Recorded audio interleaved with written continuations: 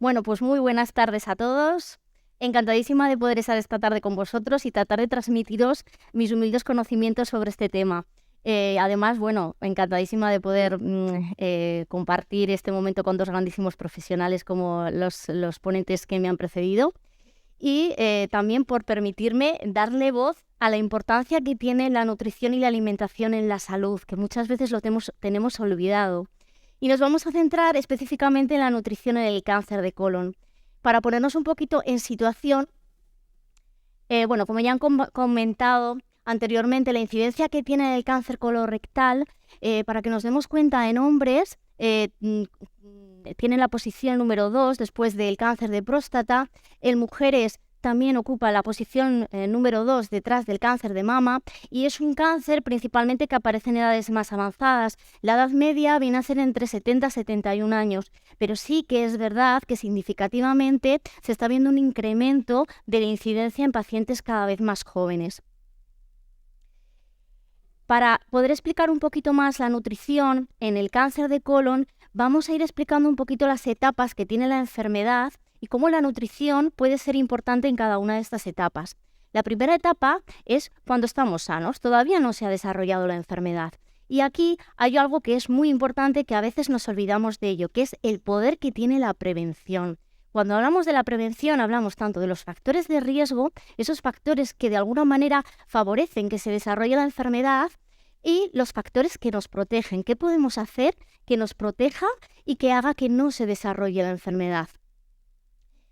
Cuando hablamos de estos factores de riesgo, es decir, las causas del cáncer, aunque anteriormente han explicado este tipo de causas, cuando hablamos de cánceres en general, podemos decir que aproximadamente el 5 o 10% son unas causas genéticas. Específicamente en el colon, aproximadamente se calcula que es un 2,5% los factores atribuibles a estas causas genéticas. Y el resto, es decir, en torno a un 97%, son causas ambientales, factores ambientales. Dentro de estos factores ambientales tenemos uno que es muy importante, que es el tabaco. El tabaco, obviamente, muchas veces lo relacionamos con el cáncer de pulmón, pero sí que es verdad que se ha visto que en multitud de cánceres y de tumores cobra una especial importancia, entre ellos en el cáncer de colon.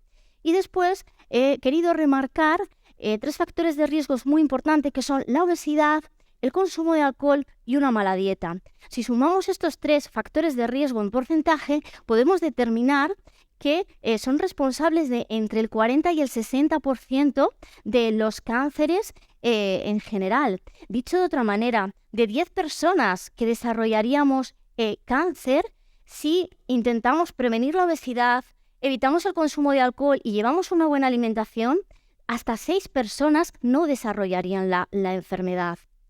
Explicado un poquito más factor por factor, destacamos la obesidad.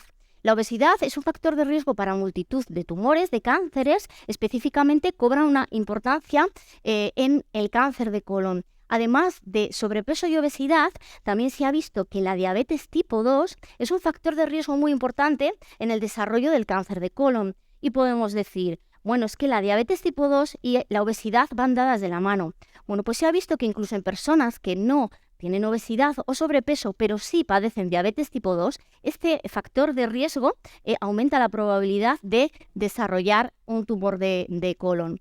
Además de este aumento de riesgo, el padecer sobrepeso, obesidad y diabetes 2 nos va a dar un peor pronóstico, y como vamos a ver más adelante, también digamos que una peor respuesta terapéutica de los tratamientos que se van a administrar.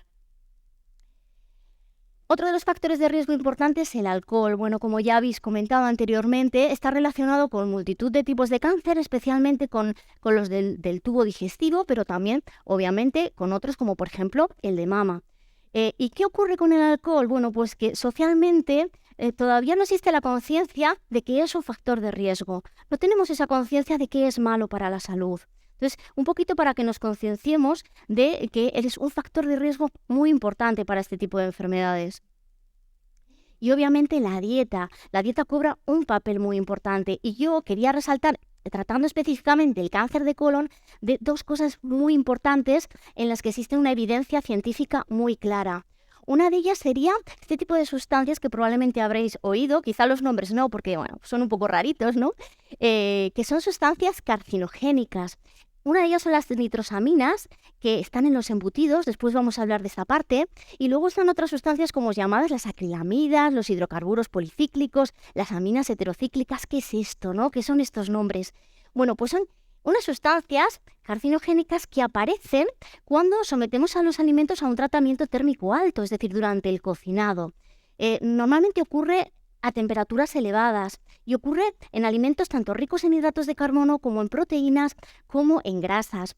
Un ejemplo muy práctico, bueno, ¿a quién no le gustan las barbacoas, no? Sobre todo muy típicas en verano. Normalmente lo que la gente me suele decir, bueno, pues no pueden ser muy malas porque yo veo cómo la grasilla cae, entonces la grasilla se queda ahí. Bueno, pues curiosidad, esa grasilla que cae en contacto con esas altas temperaturas, incluso en contacto directo con el fuego, hace que se produzcan estas sustancias. Estas sustancias se adhieren al alimento y nosotros consumimos ese alimento. Obviamente, este riesgo va a venir determinado por la frecuencia con la que consumamos ese tipo de alimentos y la cantidad en la que lo consumamos, pero también tenemos que ser conscientes del riesgo que suponen. Y otra cosa muy importante relacionada a la alimentación, que es algo tajante que la Organización Mundial de la Salud ya dijo en 2015, y era en relación a las carnes procesadas y a las carnes rojas. Bueno, las carnes procesadas directamente las catalogó como sustancias cancerígenas para el ser humano. Estas carnes procesadas no tienen ningún tipo de cantidad de consumo seguro. A nada que consumamos una pequeña cantidad ya estamos teniendo un riesgo y obviamente a mayor cantidad el riesgo se va duplicando. ¿Qué son estas carnes procesadas, no? ¿Qué incluimos en estas carnes procesadas? Pues diríamos que son todas estas carnes que se han sometido a un proceso de salazón, de curado, de fermentación, o bien para mejorar la conservación del alimento o para otorgar a ese alimento de unas características organolépticas especiales.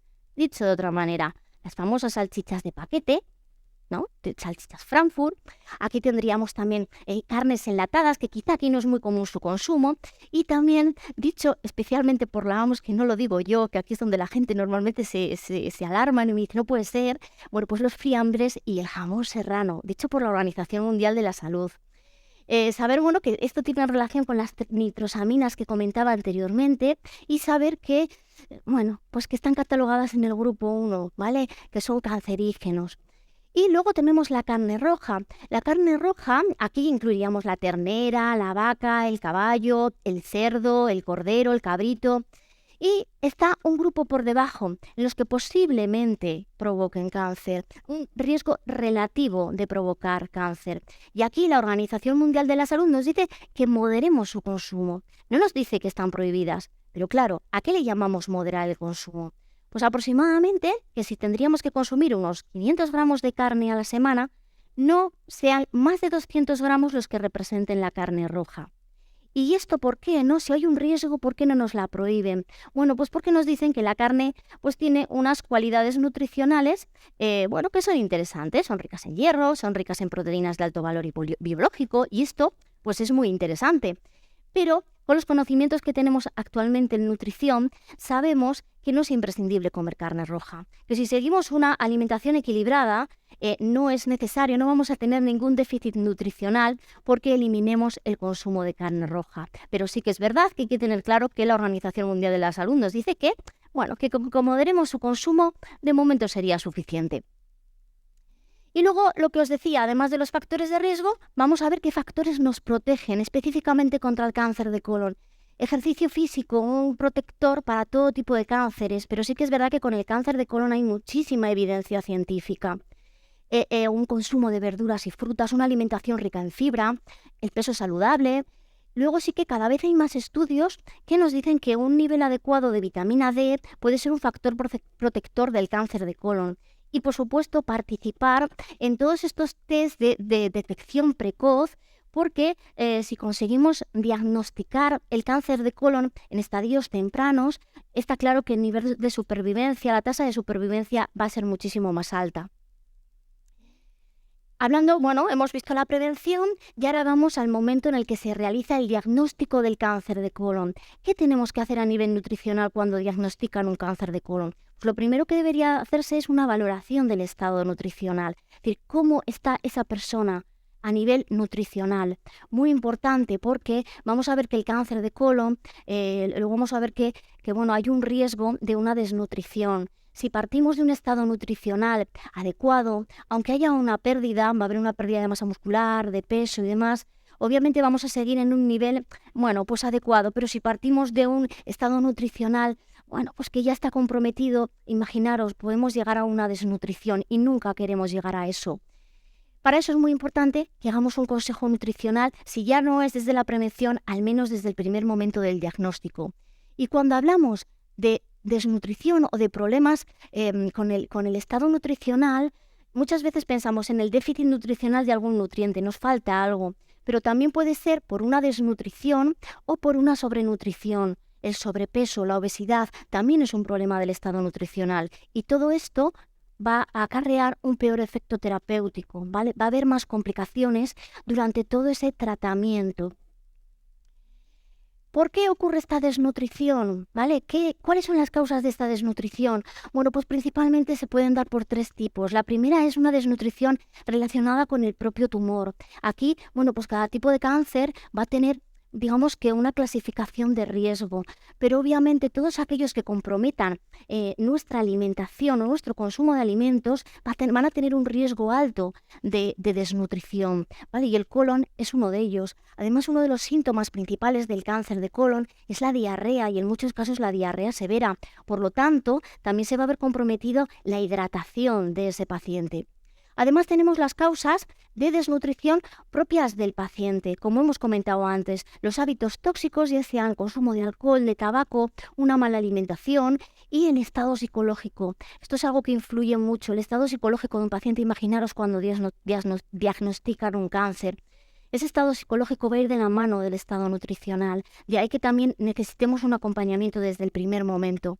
Y relacionados con el tratamiento, ¿vale? Imaginaros, lo primero, esto es muy personal, pero se suele hacer una cirugía, diferentes tipos de cirugía, yo ahí no soy especialista, pero sí que es verdad, que para una cirugía del cáncer de colon vamos a tener unos días previos en los que no vamos a comer, vamos a tener que hacer una dieta pobre en residuos, prácticamente sin sólidos, y posteriormente también vamos a estar unos días en los que no nos vamos a alimentar, podemos estar prácticamente 10 días sin ingerir alimento, con lo cual lo que os comentaba, es decir, ya de por sí va a haber una pérdida de masa muscular, una pérdida de grasa, una pérdida de peso, y de ahí que sea importante el nivel del que partimos. Y también tenemos, pues obviamente, los tratamientos de quimioterapia. Yo así os he puesto los síntomas más habituales de las quimioterapias que se suelen dar específicamente en el cáncer de colon. Y los pacientes que se someten a estos tratamientos suelen, sobre todo, referir pues una pérdida de apetito, una saciedad precoz, una mucositis, son estas llagas características que aparecen en la boca que imaginaros, no apetece nada comer, una diarrea, fatiga. Entonces, todos estos síntomas comprometen el estado nutricional. Si hay días durante esos tratamientos que no nos apetece comer nada, obviamente que nos resulta incómodo y desagradable, obviamente imaginaros, ¿no? Nuestro estado nutricional está muy comprometido. Y también, pues bueno, la radioterapia también va a comprometer nuestro estado nutricional. Y luego, bueno, durante el tratamiento, lo que os decía, muy importante que hagamos un seguimiento nutricional, que veamos ese paciente, pues bueno, cómo lo va llevando, qué síntomas tiene, intentar mejorar los síntomas de ese tratamiento, intentar evitar que ese estado nutricional empeore. ¿Qué pasa con la desnutrición? Bueno, pues que lo que nos va a pasar es que van a aumentar la morbilidad y la mortalidad, van a disminuir la respuesta en los tratamientos, el impacto en la calidad de vida va a ser brutal. Imaginaros los síntomas que incómodos son, imaginaros que de alguna manera podemos hacer algo para aliviar esos síntomas, ¿no? La calidad de vida va a aumentar considerablemente y esto lo podemos hacer a través de la alimentación. Y aumento de los costes, esto nadie lo cuenta, pero un paciente desnutrido es un coste para la sanidad brutal. Dicho de otra manera, para que me entendáis más fácilmente, ¿vale? Un paciente desnutrido, un paciente, pues bueno, ¿no? Que ha tenido mucha pérdida de masa muscular, la toxicidad de la quimioterapia es mayor. El sistema inmune, la respuesta del sistema inmune va a ser mucho más baja, va a tener un sistema inmune mucho más débil y el riesgo de infecciones va a aumentar. Y a veces estas infecciones van a hacer que incluso se tengan que interrumpir esos tratamientos. Entonces, muy importante, pues mantener este estado nutricional durante todo este proceso con un consejo nutricional personalizado. Y luego, bueno, un pequeño inciso de algo que es muy importante, que se está viendo que cada vez cobra más importancia y mucho más en el cáncer de colon, que es el cuidar esa microbiota intestinal. Bueno, la microbiota sabéis que son esos microorganismos que tenemos, que conviven con nosotros en nuestro cuerpo, en diferentes partes del cuerpo, pero bueno, más importante en este caso sobre todo es la que tenemos en nuestro intestino, en nuestro colon. Imaginaros, pues bueno, cómo sufre esa microbiota intestinal, ¿no? En este tipo de cáncer. Bueno, pues se ha visto en diferentes estudios que la suplementación con probióticos es beneficiosa en cualquiera de las etapas. Antes de la cirugía, lo que decíamos desde el propio diagnóstico, va a hacer que disminuya la diarrea, va a hacer que las complicaciones postquirúrgicas sean menores. Además, esa suplementación durante el tratamiento con quimioterapia y radioterapia va a disminuir. Fijaros, los estudios científicos dicen que hasta en un 90% se mejora la diarrea y la diarrea severa. Imaginaros esto en la calidad de vida del paciente. Y también refieren que disminuye el dolor abdominal. Y también importante, se puede seguir con esta suplementación después del tratamiento para intentar, digamos que recuperar al máximo posible esa microbiota y sobre todo conseguir pues, que esos microorganismos sean de los buenos, de los beneficiosos para nuestro organismo. Además, acompañado de una dieta prebiótica, ¿no? Con la que ayudemos a esos probióticos a instaurarse en nuestro intestino. Y bueno, por último, además ya hemos ido viendo el tratamiento, bueno, pues ya hemos superado toda esta fase, bueno, estamos recuperados, estamos en esa etapa ya, bueno, pues ya estamos bien, ya podemos comer de todo. ¿Qué ocurre? Bueno, pues que aquí volvemos a la fase inicial, ¿vale? Volvemos a esa fase en la que la prevención, en la que los hábitos saludables cobran una importancia tremenda, tenemos que evitar una recaída. ¿Qué ocurre en el cáncer de colon? Una curiosidad es que estas personas, cuando se recupera, tienden con facilidad de nuevo al sobrepeso y a la obesidad. ¿Os acordáis lo que decíamos? Que era una causa de riesgo, un factor de riesgo muy importante, con lo cual si intentamos también con ese consejo nutricional hacer un seguimiento posterior, que esto es importante, no si nos recuperamos, pero bueno, un seguimiento posterior en el que de alguna manera mantengamos esos hábitos saludables, no los vayamos perdiendo con el tiempo, evitaremos ese sobrepeso y estamos de alguna manera evitando pues ese factor importante que nos puede llegar a dar una recaída, que es lo que menos queremos. Y de alguna manera, pues recalcar un poco la importancia de la alimentación y la nutrición en cada una de las etapas y también la importancia que tiene esto para mejorar la calidad de vida, ¿vale? Que es algo muy importante y que tenemos que tener todos en cuenta. Nada, muchísimas gracias.